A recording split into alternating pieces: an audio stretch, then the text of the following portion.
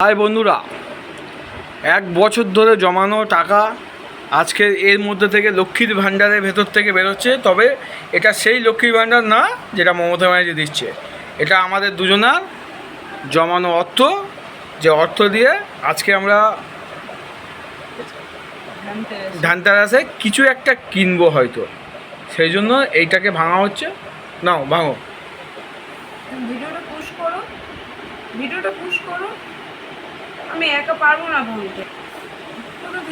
চলো তাহলে দেখা যাক এর মধ্যে কি আছে। অলরেডি চাকাতে পারছে না, আমি একটু ঘন্টা বাজিয়ে দিই। চলো,